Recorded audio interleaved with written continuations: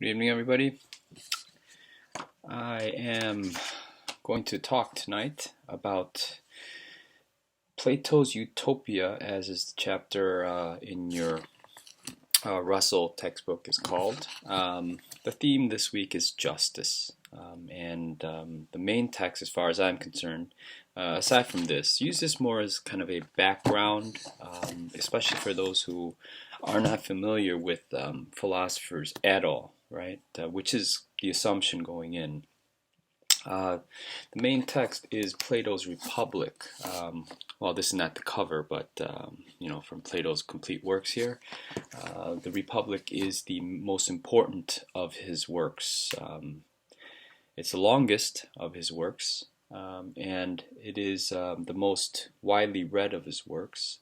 It is read by political philosophers, some political scientists even. There's a big difference between political philosophy and political science, right? Um, Legal scholars as well,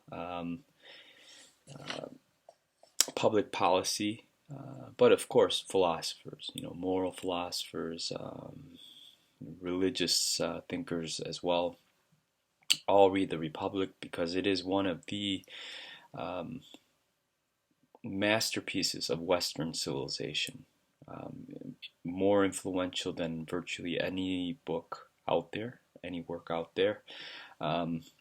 So we'll see. We'll read book one and parts of a part of book two, right? I believe in your text here, your schedule here, you're reading from book one, the beginning, 327A to 367E, which is kind of in the middle or before the middle of book two, I believe it is. I don't care which translation you read, right? As long as you read book one in its entirety, and then you get the background, and then you get Thrasymachus, the brass young man, coming with the most blunt attack of Socrates. And then book two, the part where Glaucon brings a more moderate approach, right, to critique Socrates' view. So Glaucon presents a more gentlemanly, more civil account, right? But still a challenge to Socratic justice. Now, the main theme, that's the main claim that's posited, is that justice pays, right? And it's a strange way of saying it, that justice, and here we use justice loosely, right? Justice in the sense that it's not just a political ideal, but justice is one of the four main virtues in this system, right? In this moral system. In classic Greek society, they had their version of the good, the political good, is the virtue society, a society where at the macro level there are four main virtues, and at the micro level, at the individual level, the soul has four virtues as well, in the excellent man, right? So there is courage, there is moderation, or temperance, it's also translated. There is wisdom, or prudence, is translated as well. And finally, justice. So these are the four main virtues that are characteristic of the good man and the good society. And they run parallel. So justice being one of these virtues. So in these questions, what is the just man? What is the just society? You could loosely extrapolate it to goodness in general. What is a good society? What is a righteous man? So these, as far as I'm concerned, you could use these terms interchangeably. So the claim by Socrates is that justice is good in itself, that justice pays as well. Now, aren't these two contradictions? Aren't these contradictory? Meaning, if something is good in itself, if virtue is good in itself, a person pursues the good for its own sake. But does that even make sense? I mean, why would anyone pursue anything for its own sake? Wouldn't there be a fundamental reason why anyone would pursue anything, i.e. happiness? And if happiness is the end, the final end of all things, right? The final not end, of course, like end of the movie, go home, but the end, like aim, purpose. Um, as Aristotle says later, if happiness is the end of all things, then um, even virtue itself, the good life itself, the virtuous life, righteousness, holiness itself, aren't these all directed toward happiness, you could argue? So, in that sense, there's no virtue in itself, but virtue is used to be happy. You could clearly make that argument. And in Socrates' works presented by Plato, it goes back and forth. Some works, some passages seem to clearly indicate some sort of instrumental value of virtue, meaning the virtues are directed for the end of happiness. But in other cases, he clearly does seem to say that virtue is to be preserved for its own good. In the Republic, Socrates presents both, but the stronger case is that justice pays, meaning the happiest person is actually the just man. So, and he has to argue that way because he's being attacked by a blunt utilitarian argument by Thrasymachus, and then a more modified but yet still utilitarian, an instrumental argument from Glaucon. Right, so we'll analyze these a little bit more a bit later. But Socrates has to respond in kind, like to kind of make sense to those type of attacks, because those type of attacks are really saying, well, what's the point of justice, right?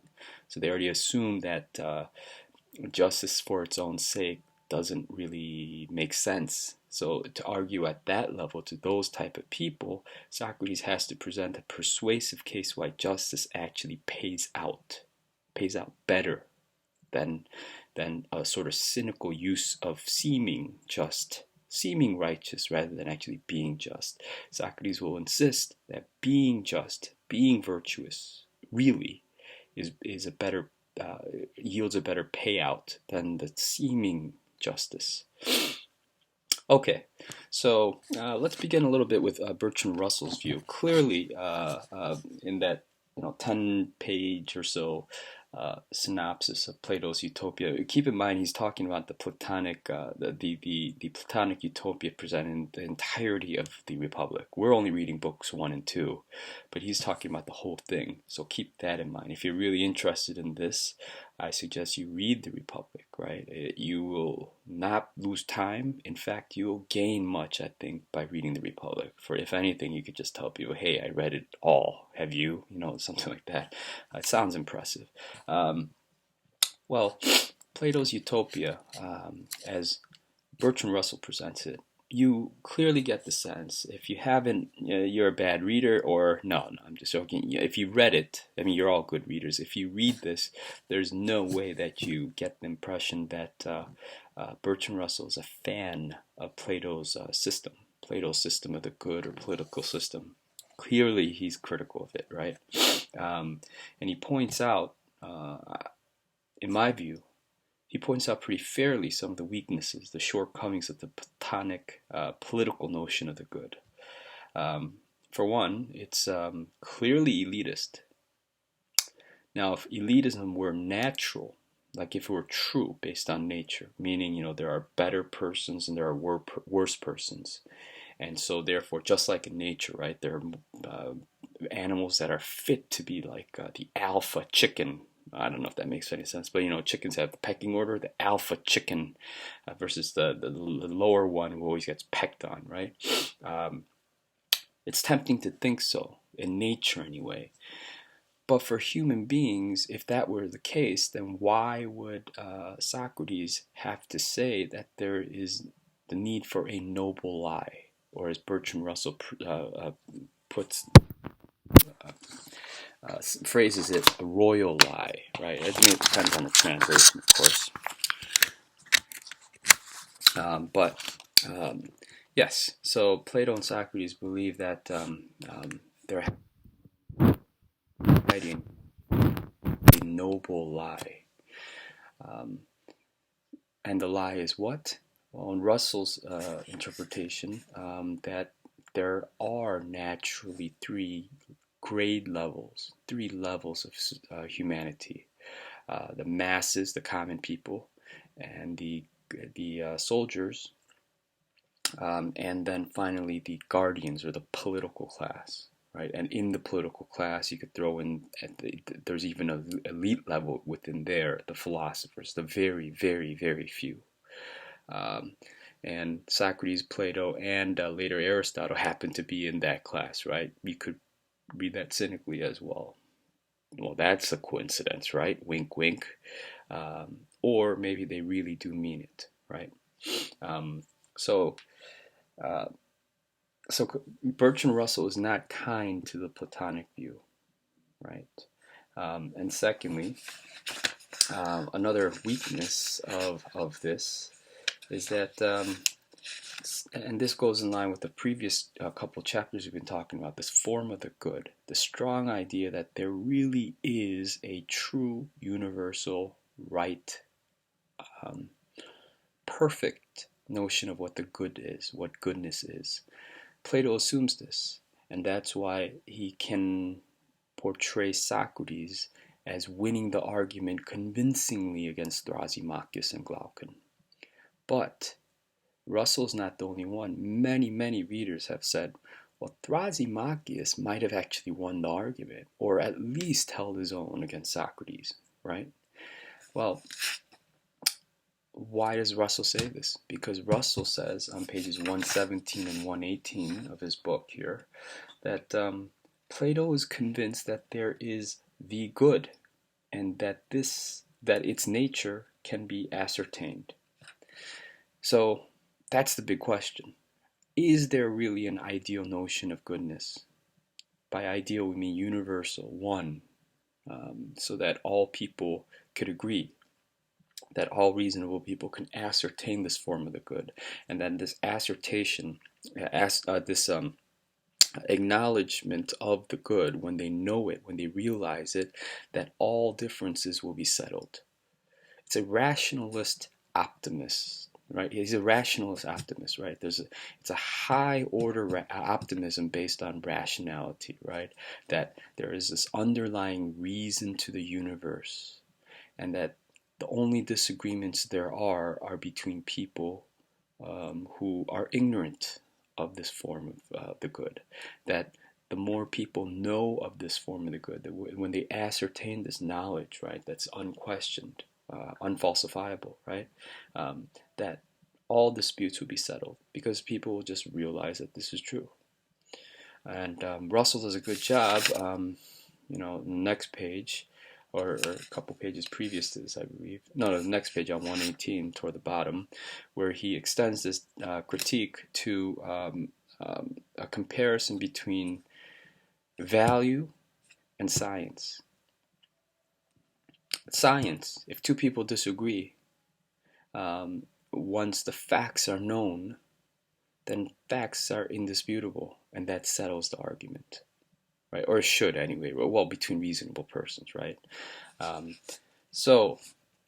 But can this be done with the good as well? Can this be done in the realm of human action, human beliefs, human values? This is the big question. Now, if the form of the good is true, if formal reality is true, the reality comprised of these ideal forms that are real, that are perfect, that are eternal, then it would operate as the world of science does. In fact, with a greater sense of certainty than science does. So, Plato and Socrates cannot help but to think this way, because that's their reality, that's their cosmology, that's their worldview, universal view, right? View of the universe. That's how they see things. That there are all these forms, and the highest form of these forms is the form of the good. So when you know it, then this will settle all ethical disputes, all disputes of value.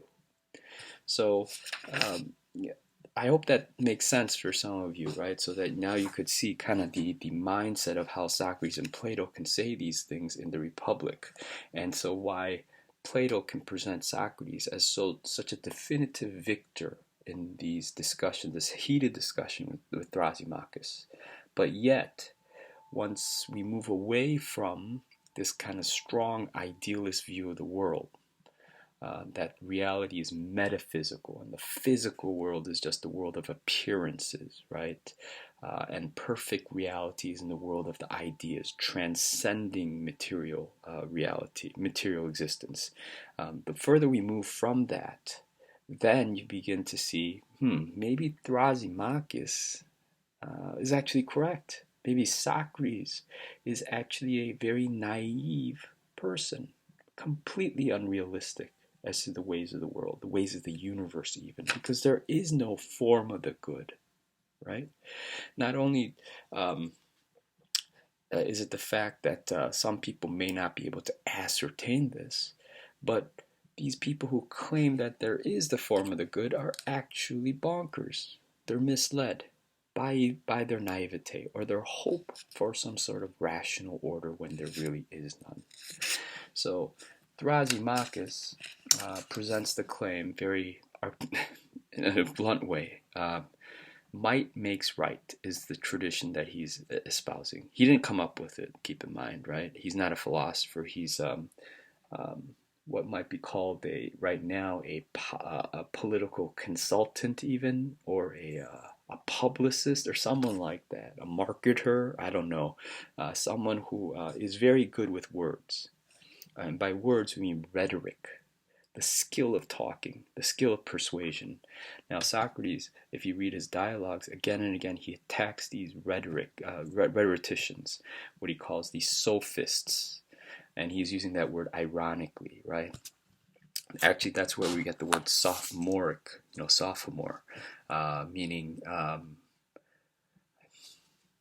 in the simplest way of saying it, you're no longer a freshman, so you think you know it all. You think you're clever, but you're really not that clever. But you want to seem so clever because you're no longer a freshman, right? You're not an idiot freshman anymore, but you're just an idiot sophomore, but you don't know this, right? So the come off sophomoric is that sense, kind of a naive notion of superiority. So the sophists are those, and keep in mind, Sophia is wisdom, right? Philosophy, love of wisdom.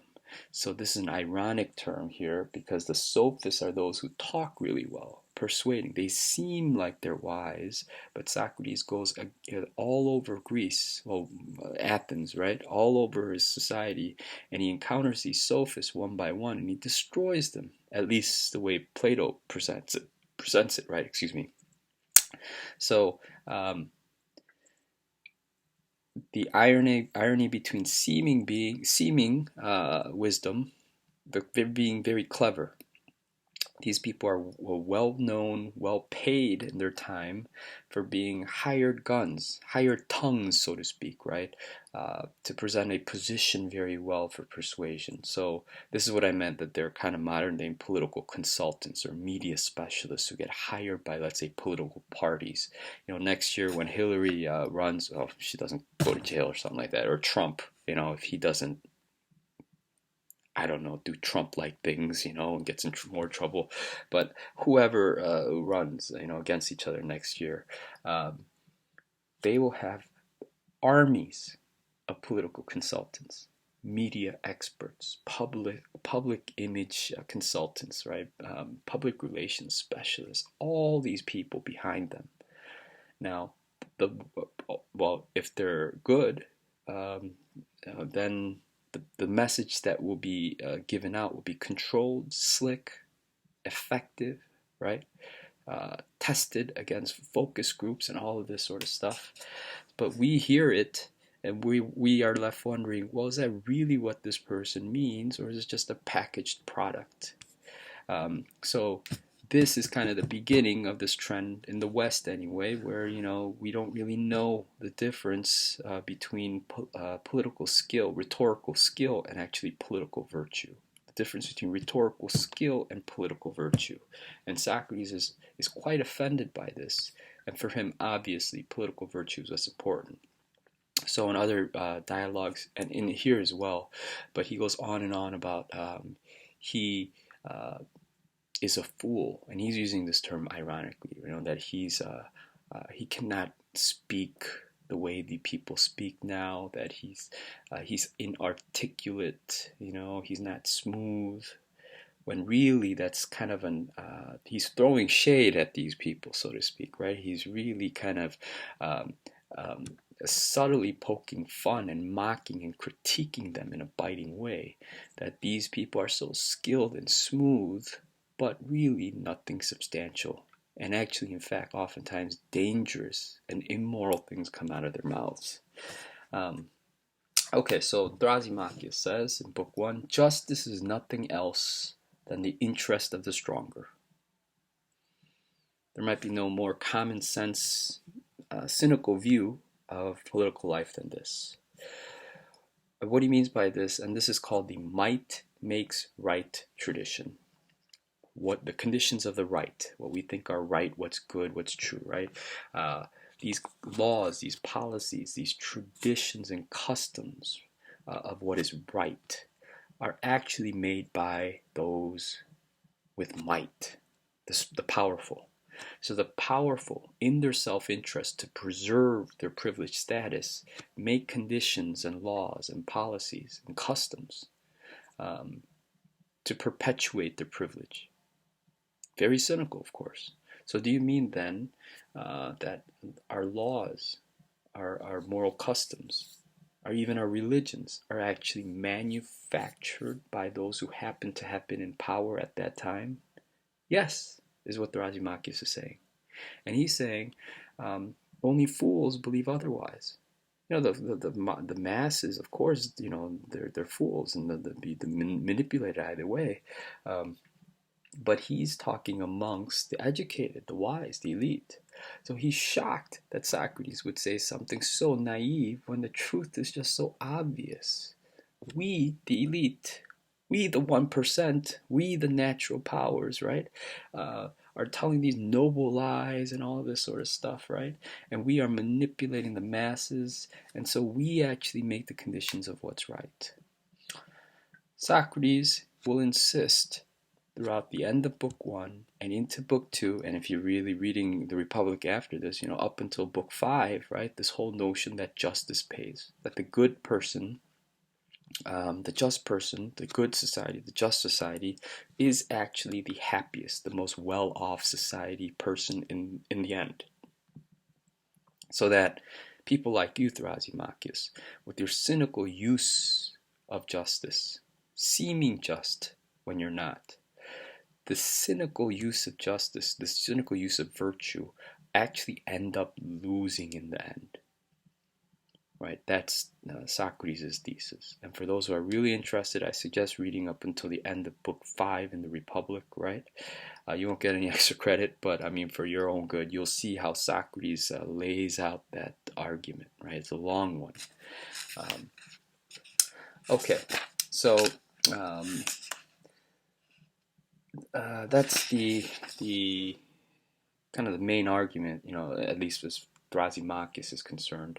One other thing I'll say from Bertrand Russell analysis here on page 115, um, he raises an important question, you know, one that actually I haven't seen very often in introductory, you know, texts like this.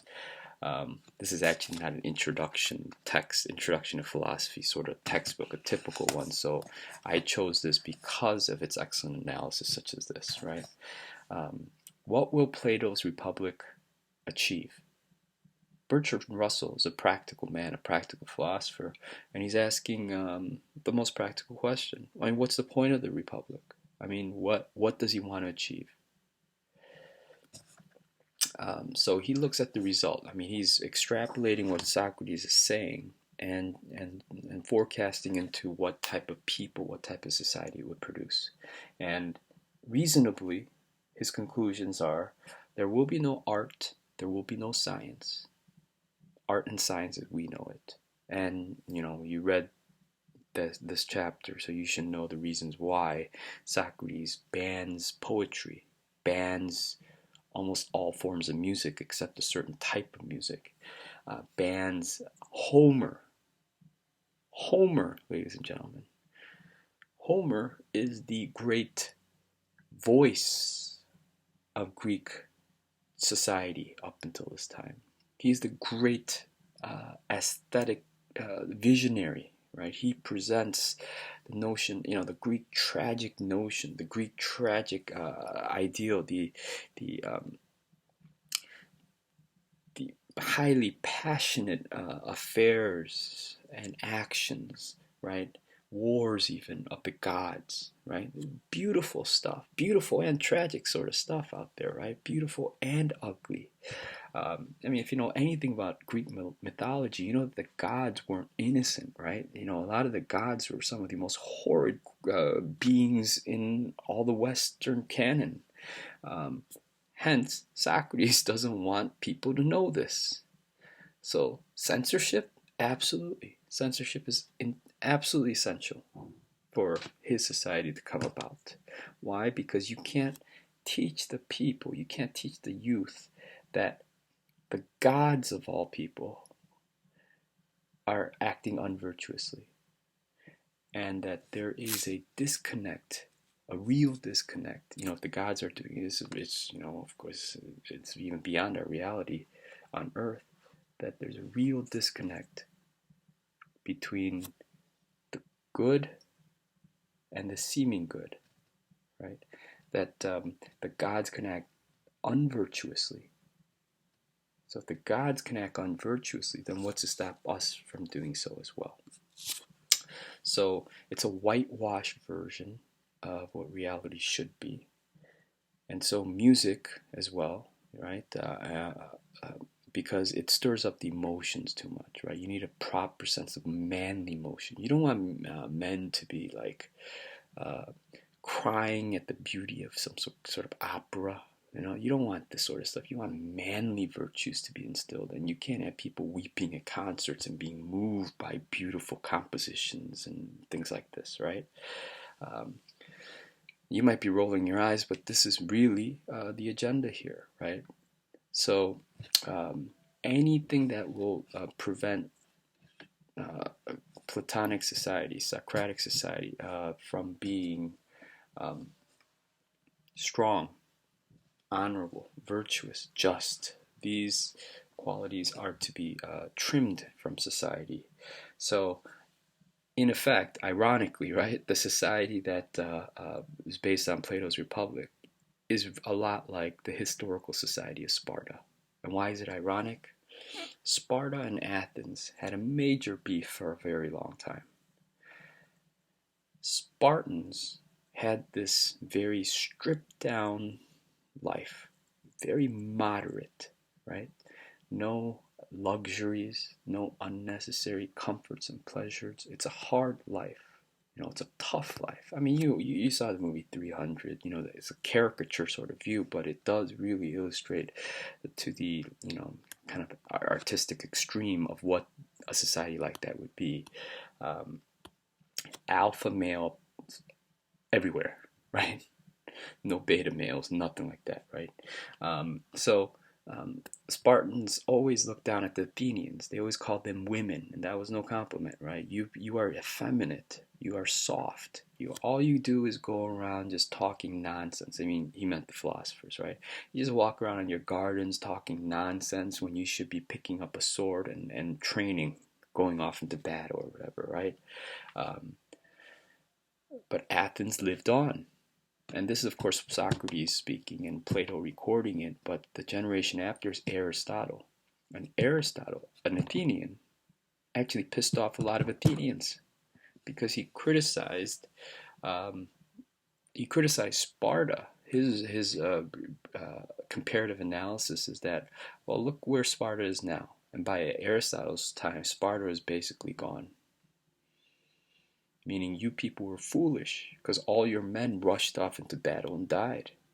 And you were, just a couple generations ago, you were mocking us, the Athenians, right?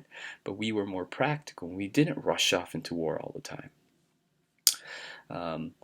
And the irony here is, of course, Sparta looks very much like the society that Socrates and Plato want to create. But that means if Athens survived and Sparta died, then Plato's political model must have actually failed to implement in Athens, correct? So, yes, Even the Athenians, or maybe especially the Athenians, thought this view was rather extreme, and so it never really played out. And that's one of the reasons, perhaps, that Socrates was actually historically put to death. And the charge was that he was corrupting the youth. Corrupting the youth how? With theories like this, right? Extreme views like this. And the people of Athens collectively rejected it, rejected these ideas, and hence they lived on. Aristotle later on considers it good that Athens was moderate, and in fact, he is implying that his predecessors, Plato and Socrates, were actually immoderate. They were too extreme in their pursuit of ideal virtues, and hence that was their downfall. Which is why Aristotle was kind of kicked out of the Platonic school, right? Because he was too critical of them. But Aristotle was actually correct in his analysis, if you prefer the analysis Bertrand Russell, right? It's a more moderate take on the extremism of Plato's utopian plan. Okay, some shocking things you'll find in the Republic. You won't see much of it in books 1 and 2, but Russell lays it out here that Platonic utopia is communist. And you know, communist is like a dirty word in our society. Even its more moderate form, socialism, is a dirty word for most Americans. But literally, he was a communist. This is on page 111 of Russell. It has to be, right? Because for Plato and Socrates, they say that the source of all injustice is the family. Why the family? That's where favoritism starts. Every mother loves her child more than any other child in society. Every family wants its own, its family to prosper more than other families, right? And it's not like, it doesn't have to be like hostile or anything. It could be actually be very virtuous and good. Like, I mean, what mother wouldn't do anything for her child, right? What family wouldn't want its family to do well? It's a very loving sort of virtue. Family values, we call it, right? But out from the good comes evil. Out from justice, this virtue, this family love, the virtue of love, actually comes injustice, inequality. And it makes perfect sense, right? Over time, certain families do well, other families do not. But do those certain families who do well treat equally those people outside their own family who don't do well? Of course not. Inheritance. If your parents have a lot of money, right, and they die, they'll probably leave you a lot of the money, if not all of it. Is it right? Is it just? Sure, it's their political right to do so, but is it just and virtuous that they do so? So you fast forward, many generations, over centuries, even thousands of years, and our systems, our institutional injustice, our inequality, economic inequality, can actually be traced back to the family, is what Socrates and Plato are saying. It's a fascinating, devastating critique, right? Because he's cutting to the core of our most natural social unit. Every religious society, every socially conservative system will say that the family unit is the core, right? I mean, you hear this from social conservatives who always say that America has all these moral problems, and the way to fix it is to fix it at its core, meaning more family values, more hardworking parents for their children, right? More proper education of values for children from parents in a solid household. That's actually the worst thing that could happen as far as Plato and Socrates are concerned, because that actually perpetuates the whole system of selfishness. So communism is the rational solution of this, right? So a perfect society, if people are serious about equality and justice, fairness, then they would limit certain families, certain people from living too well, and prevent certain people from falling behind. So the commune, the community, is more important than any individual person or family. So one way to do this is to get rid of or prevent private property. Property is communal, at least for the higher levels. The masses are kind of like, almost treated like animals, right? They're like not hopeless necessarily, but their level of virtue that they could attain is pretty limited, right? But the soldier level, and especially the guardian level, the political philosophical class, they should know better, is what they're saying. They're better people. So, for them, property should be communal.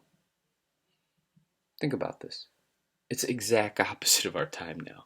In our time, the poor want some sort of socialist communist system so that they can benefit from it, right? It's not out of some noble, virtuous idea. They just want more from the rich. Tax the rich, give to the poor, right? It's really a system of envy. There's nothing really virtuous about it, right?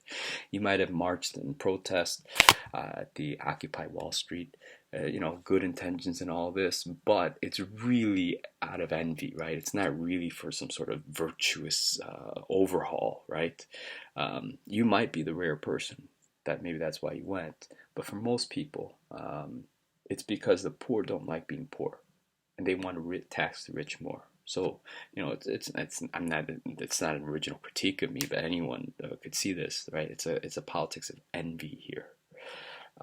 Not to say that envy isn't warranted, but it is politics of envy there. So the communists say, not communists, Plato is saying that the resolution then is that the masses may, have all these envies and trivial sorts of things, right? More money for me and all this sort of stuff. But they're the common people. What can you expect from them? But the elite, the enlightened ones, the ones who have a higher grasp of this form of the good, should realize that property should be held in common because we're friends. And Aristotle later on expounds on this, the notion of friendship. And friendship in the classic Greek sense is equality among equals. Friendship is equality among those who are like you. Equality among equals, right? So what does that mean? The people who are kind of at the higher end, right, should treat each other equally. Now, this goes so far as to, as Bertrand Russell describes, family. Wives are to be held in common. So every year they would have this sort of lottery system where certain women, right, would have the honor or privilege or the duty, whatever, right, of producing children for the next generation. And when children are born, they're taken away at a very early age and trained by the state. So every person when you're walking down that society, you could look at people in their eye and say, hello, brother, hello, sister. Every elder as hello, mother, hello, father. Because literally, you may not know who your parents are. And even if you do, right, there's no special affection or bond because, everyone is treated equally there. Now, you might say this is the most beautiful vision. I wish this happened. Or on the other hand, some of you are saying this is the most horrific nightmare, right? So with anything extreme, there'll be lovers and haters. There's really not much in between in any extreme model. But even if you find it disgusting, you must then grapple with the logic of it, the reasonableness of the system. And more importantly, how are we going to fix our problems of inequality and injustice without going to this extreme, right? Is it even possible? So if it's not fixable, if our problems are not fixable, would you rather have us living with 1%, 99%, these divisions, these inequalities and injustice? Would you rather live with these things or go to the extreme like this if it would resolve any of these issues, right? I think many of you kind of freedom-loving persons would probably live in our society despite all our problems, because this view of Plato's vision is no utopia. It's the furthest from that for some of you. It's a totalitarian, very fascist, to the extreme sort of society. And Plato has been criticized a lot for being a fascist. One philosopher said that without Plato, there would be no Mussolini, there would be no Hitler. That might be a little extreme, but you get the idea, right? That the seed of this political totalitarianism comes from Plato here. Abortion. Since the people who are going to have children in the society are selected by society, those with the best genetic makeup, right? Or the eugenics is what we're talking about, right? And as soon as we hear the word eugenics now, like, alarms, right? This is a horrible thing. Isn't that rational, though? You must ask yourself. If the state is in control of the production of future persons, future citizens. If you accept that premise, then how is it unreasonable that the state then picks the best to produce the best? That's really all it is, if you strip it down. Is it reasonable or not? Would we want a society in the future where there are people with violent genes, with people with low IQs, people with physical, mental deformities? Would we want this? Would we want, even if we could do this genetically, would we want ugly people if we could manipulate the genes, the gene pool, so that only beautiful people will be born? Beautiful, healthy, intelligent, less violent people. Who wouldn't want such a society? If you say, no, I would rather have our society include the deformed, the violent, the criminal, the stupid, the less ambitious, you have to make a case. Don't get me wrong, I'm not saying that's wrong, but I'm saying if that's your view against the seemingly logical view of reproduction, right, of human beings, the Platonic model, if you prefer our model, then on what basis are you going to present your view? This is how one is critical. Critical thinking, this is what it is, right? When you run across a position that is so counter to your values that it really upsets you. When you read this, a lot of you, I assume, are very offended by these ideas. But once you look into the reasons, you might be in the uncomfortable position where you can't really present an argument as to why our way of life, with all our inconsistencies, all our problems, is actually a better way of life than theirs. This does not mean that Plato and Socrates had some sort of Puritan view of sex. If anything, they were far, far, far more progressive about sexual relations than we are, even today. Right? Sure, people could have sex all they want.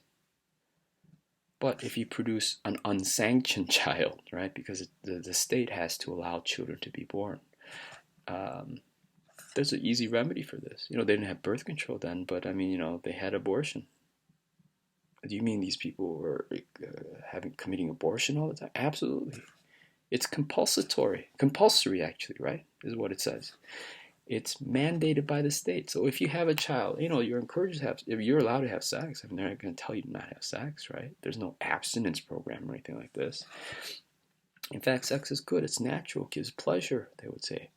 But if you have sex and then there's going to be a lot of pregnancies, but if they're unsanctioned, meaning the proper people not having sex, then it's compulsory that you abort the child.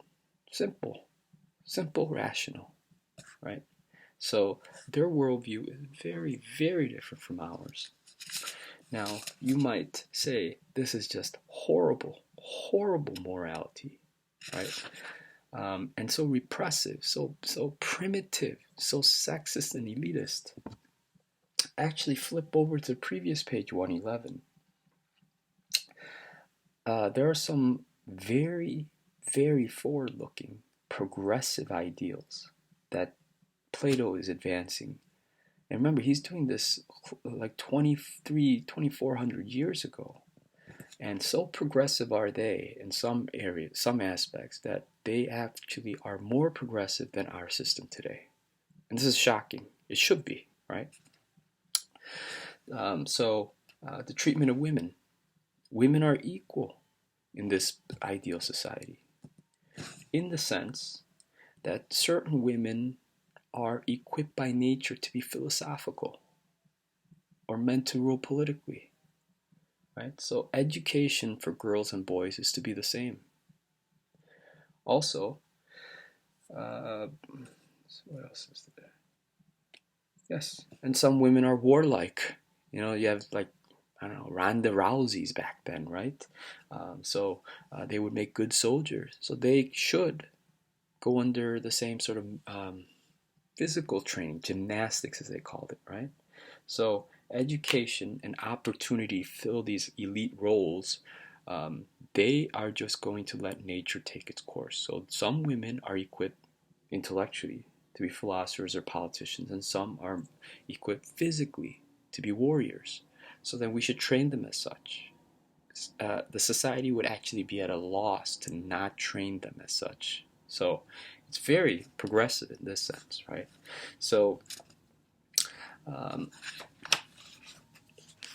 one must be very careful to not just sweep in one fell sweep, right? Just generalize a whole society like this. Certain aspects clearly are sexist, elitist, and all of this, but a more critical reading is to put yourself in their shoes at that time and see how progressive, shockingly progressive Plato was for his time, right? Okay, so now we're going to move into the Republic here a little bit. Now, there are many good resources online. I would suggest, the Stanford Encyclopedia of Philosophy is probably the best, highest quality internet source. Wikipedia is actually pretty good too, but you have to be careful sometimes because it's so open source. But I mean, I suggest whatever, even Spark Notes or something like that. Read. You can use those as guidelines as you read through books 1 and 2. And they're very good in the fact that they present outlines really for you. But there's no substitute for actually reading the text. And the text is actually not as boring once you first start and really get into it, right? You see how colorful the characters are. As I said before at the beginning, Thrasymachus comes around. Oh, the first setting is kind of weird, right? I don't know if it's to be kind of it's a joke or not, or it just seems like Socrates is walking. He's from a religious offering that he did, and then he gets kind of accosted by this group, the strong men, right? And he's basically kidnapped. And I don't know if that's to be taken literally or not. Some people say so, some people don't. It might be. I read it as kind of almost a joke, right? So the people that he encounters are saying, "Well, are there more of you or more of us?" And Socrates just says, "Yeah, there's more of you. So basically, come with us before it gets ugly." And Socrates just goes with them. But when he goes with them, they actually are escorted to a friend of his estate, right? Cephalus, kind of a wealthy old man. It's a kind of a pleasant kidnapping, if you will, right? That's a setting. It's a weird little setting that they do, right? They go to Cephalus's home, and Cephalus represents the first notion of justice, first conventional notion of justice. Now, in books 1, 2, and further, Socrates entertains all these conventional, customary notions of justice. Cephalus represents the first, which is kind of a natural notion of justice that befits the typical gentleman type, right? Kind of an unreflective, gentlemanly sort of take on justice. So Cephalus offers. It's kind of almost a common sense notion of justice that you don't lie and you pay your debts. That's his notion of justice. Now, why would a person who's born privileged? Cephalus was born privileged. He says that he's not as good at business as as his grandfather, but he's not as horrible as his father. So he's kind of moderately successful, right? Like his grandfather was, I guess, a self-made man, entrepreneurial, amassed all this wealth, passed it on to Cephalus's father. Cephalus's father was just either lazy or incompetent and just blew it all away almost. And Cephalus kind of brought it back. So he's kind of, in that sort of privileged class, he's kind of moderate in ability and ambition. Again, he represents kind of the moderate, natural notion of privilege, the sense of justice. So Socrates asks, well, so what is the good life? What is the good life for you, old man? I mean, he's saying this respectfully, they're about the same age and they're friends, right? And Cephalus says, all these people about my age, they they're mourning the fact that they don't have these sexual lusts anymore. Like, the loss of testosterone is what he's saying, right? That, we can't really perform the way we used to, like when we go to orgies. Yeah, orgies, natural part, there's nothing really wrong. The privileged took part in all these pleasures, right? Because they could. But when we go to these things, we can't really perform. So these older folks, my friends, are really sad about this. So they're mourning the loss of youthful vigor, physical strength. But Cephalus is a bit wiser than that. And he says, I actually like the fact that I'm no longer enslaved by my passions, that it's actually more liberating. With age comes lessened physical desires, and with that it comes a sort of mature, peaceful state of mind. Why? Because you could reflect, and you're not horny all the time, and you're not chasing, all these girls or boys or whatever your preference. So you just like to read philosophy, to have good conversation. These type of nobler pleasures is what he's talking about. And Socrates, says, oh, that's good, that's good. So you're happy. And Cephalus says, yes, I am. But Socrates then asks a pointed question. And he could ask this because they're friendly. Does your wealth have anything to do with this? And Cephalus is honest, and he says, yes, yes, yes. I imagine it is much easier for a wealthy person to age, because I can't imagine aging as a poor man. And Socrates is interested, and he says, well, what do you mean? And Cephalus says, well, if you're poor and old, you will have debts to pay before you die. At that time, it's kind of, if the honorable man doesn't want to die with debt. Americans now would be like, you're on your deathbed with like $100,000 in credit card debt, and you're like, get me now, bitches, and you die, and you're like, okay, great. But no, that's not what a noble person would. And I'm sure there's a lot of noble Americans, you included, when you're watching this, you don't want to die with that, right? There's sort of something wrong, right? Dishonorable, something like that. So Cephalus says, if I were old and I had all these debts, I would probably end up lying. And Socrates is like, why? Well, I would probably deceive, and I would cheat maybe, and I will commit fraud to make up that money, right? Or at least give the impression that, I'm, well, you could ask, it's kind of stupid what he's saying in a sense, because, to pay a debt, you're going to rip off other people to pay that debt. But, you get the idea. Or these thoughts actually come in your mind. Socrates thinks that's reasonable as well. So Cephalus's conclusion is justice in the end is to tell no lies and to pay your debt. So this is what a privileged, kind of an unreflective, generally decent person would think. That kind of economic responsibility, fiscal responsibility, is justice, right? Well, okay, so Cephalus has to leave. if you notice this, it's almost too perfectly. Plato has these characters come in and then go out, and then another person come in, right? So I mean, I highly doubt it happened exactly like this, right? But one thing, most of these persons, almost all the people in Platonic dialogues, actually were historical figures. So um, it's not all make believe, right?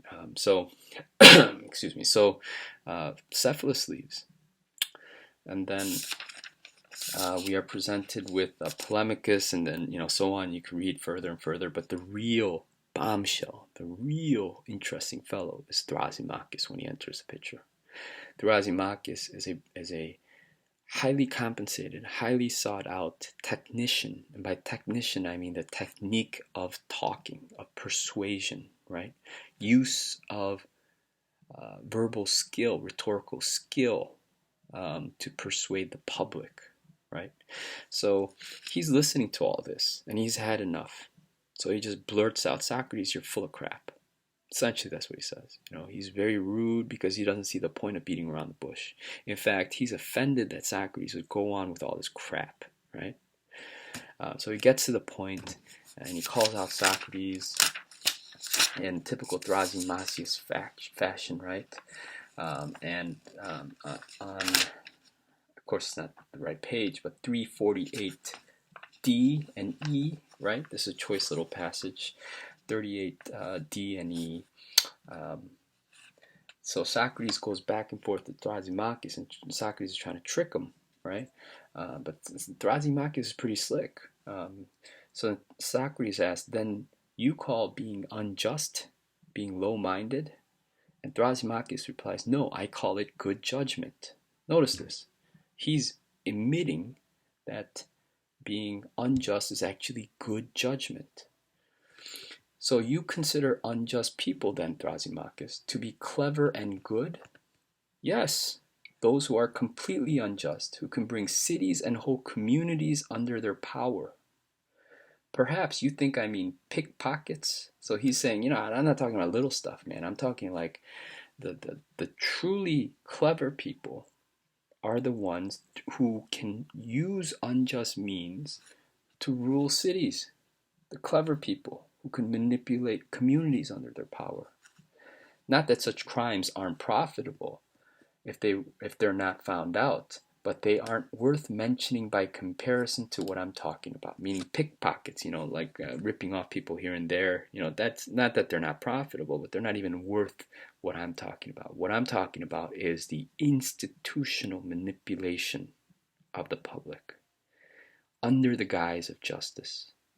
So the clever ones in power are the ones who create systems of law, right? The tradition of might makes right is what he's talking about. So Socrates says, "I'm not unaware of what you want to say, but I wonder about this. Do you really include injustice with virtue and wisdom, and justice with their opposite?" So Socrates wants Thrasymachus to admit it on record, so to speak, right? Do you really include injustice with virtue and wisdom? Meaning, are you actually taking these opposites, as terms, as definitions? Injustice is here, but then wisdom and virtue are here. Are you really equating these two, is what he's asking. Thrasymachus, to his credit, says, "I certainly do." Now, that argument, is fascinating. You read this on your own, or you will. Thrasymachus, the way Plato presents it, he's left frustrated by Socrates, and he just kind of leaves. He's so upset and angry, he leaves in frustration. And the image that Plato wants to give you, the portrayal, is that Socrates has this young man just kind of spinning around in his head, right, and just leaving out of frustration. Well, as I said before, that's maybe not a fair reading of Thrasymachus, right? Maybe Thrasymachus got so frustrated because this old man is so naive and teaching this nonsense to the people, and the people seem to be eating it up. And if there's no point in you actually talking sense to these people, why stay there, right? So he might have left just because of that. Take it for what it's worth, but that's what we have here. And at the end of book 1, we get kind of a Socrates' rationale why justice is better still for this, because the state of the soul is what's important, and the state of the soul cannot be just, cannot be healthy, if the lesser elements, the passions, rule the soul. Reason has to rule the soul. But if the soul is ruled by the passions, for lust for power, lust for sex, money, fame, then the soul is not healthy. And if the soul is not healthy, it doesn't have its elements in proper place. And so justice is to give to what each is due, just deserts as it's called, meaning the lesser elements of your soul have to be given a lesser place, and the higher element of your soul, which is reason, should be at the top. But if your soul is kind of upside down, so to speak, so the lesser elements are ruling you, and the low and what should be the highest element, your reason, is actually being enslaved by your passions, then that is not a healthy, properly ordered soul, and hence it's an unjust soul. That's Socrates' argument. And he fleshes this model more so in book 5, I believe. Yes, so read that as well if you'd like. So this is why Socrates says in 354a, therefore a just person is happy and an unjust one wretched.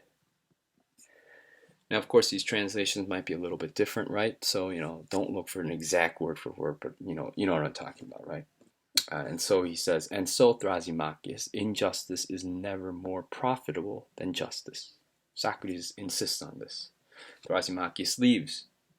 And in book 2, we transition to Glaucon. Glaucon is, by most accounts, Plato's older brother, right? And of course, as such, Plato would probably want to present Glaucon in a fashionable way. And Glaucon comes off as kind of this mellow, good-natured, anyone's good nature compared to Thrasymachus, but right. But Glaucon is presented as kind of this good-natured, moderate soul, right? So he's talking, and he's actually presenting almost kind of the same tradition of Thrasymachus, but in a much more reserved way, moderate way. And so what Glaucon is saying is, this is 359a. They say that to do injustice is naturally good and to suffer injustice bad, but that the badness of suffering is so far exceeds the goodness of doing it that those who have done and suffered injustice and tasted both, but who lack the power to do it and avoid suffering it, decide that it is profitable to come to an agreement with each other neither to do injustice nor to suffer it. As a result, they begin to make laws and covenants, and what the law commands they call lawful and just. This, they say, is the origin and essence of justice. It is intermediate between the best and the worst. The best is to do injustice without paying the penalty. I'll say that again. The best is to do injustice without paying the penalty. And the worst is to suffer it without being able to take revenge. So justice is a mean between the two extremes. There you go, 359a. You reread it, outline it, pass it, highlight it, whatever. Very important passage. Glaucon's view of justice as the rational compromise between the best condition and the worst condition. Notice again, there's really no virtue involved here, right? It's just rational. Justice as a rational compromise has nothing to do with virtue. It's really self-interest. So he's saying that the best scenario is to do whatever you want and have the power to get away with it. If you could murder, rape, steal, dominate, fraud, cheat, whatever, but yet have the power to get away with these things, that is the best life. But in reality, none of us have that power, or very few of us have that power. Who would have that power? Gods. Gods have those powers, but we don't. So we are stuck. Now, the worst situation is actually a good man, so to speak, who suffers injustice, maybe has false accusations thrown at him, maybe dies unjustly, maybe gets no reward for being just and virtuous in this life. Who could that be? Well, clearly Socrates is foreshadowing Socrates' death. Plato's foreshadowing Socrates' death. Because Socrates was actually put to death by his state unjustly. Well, some people say justly, but most fans of Socrates obviously say no, right? Plato clearly says that he died unjustly. So the best life is the one with absolute power being above the law. The worst life is to actually obey the moral law, be virtuous for its own sake, but have no reward. In fact, have the opposite, being unjustly punished. So Glaucon reasonably says, well, therefore, to protect our interests, we don't want to be in the worst state, and we give up the very, very little chance of being in the best state. So a rational calculation, all of us agree to give up our natural right to do whatever we want, if we could get away with it. But since we can't get away with it, therefore we give up our natural absolute right for this sort of a political system of law, is what he's saying. And this, for those who are somewhat versed in political theory, is really, he's describing social contract theory. The idea that individuals come together out of self-interest to create a political society, right? So this is a brilliant interpretation of justice as rational interest, not justice as virtue. But over time, let's say people get together, if Glaucon, what he says is correct, we create laws so that none of us have to suffer absolutely worst condition by giving up the right to pursue the best situation, right? So compromise, laws, law-abiding citizenry. So over time, after we create these things, the next generation, the generation after that, get taught that this is justice, this is right, this is good. And then over time they forget that the origin of these laws and customs is actually artificial. Human beings came and created it, and they mystify it. They kind of think that it's natural or from the gods, right? And they're encouraged, obviously. They're encouraged, obviously, by the moral education, the noble lies that Socrates want the public to hear. So they begin to think, of this kind of cynical view of justice in mystical, religious terms, right? That's what Glaucon's getting at. Socrates actually, you can imagine, critiques this as well. And so he will still insist that justice is actually good for its own sake. And not only that, but the just life is more than some sort of rational calculation of compromise. That the just life is actually leading directly, in the end, to the best life, right? The best life. So one need not have to compromise between justice as a necessary compromise, a concession, right? And true virtue. They are one and the same. The just life is virtuous and also the happiest in the end. So this should, I think, give you a solid framework as you read through books 1 and some parts of book 2, right? We get to the end of a Glaucon section, part 2. I trust that you'll really enjoy this. If you get into this, right, it's really fascinating stuff, and you gain a respect of how these people, 2,400 years or so, thought of these great big ideas that we're still talking about, right, and probably always will be talking about, right? So you'll gain a lot of respect, I believe, right? And then try not to get so turned off immediately by kind of the obvious sexism and elitism and racism of these folks back then. I ask you to do that. So I think you'll be richly rewarded if you do so. Keep in mind that Russell is no fan, but Russell is just one person, right? There are plenty of fans of Plato and Socrates as well. So read it, enjoy it, and I look forward to your responses. And for some of you who attend the virtual classroom, I'll see you Wednesday morning and or Friday morning. But if you have any questions on the material, please email me as well. Okay, signing off. See ya.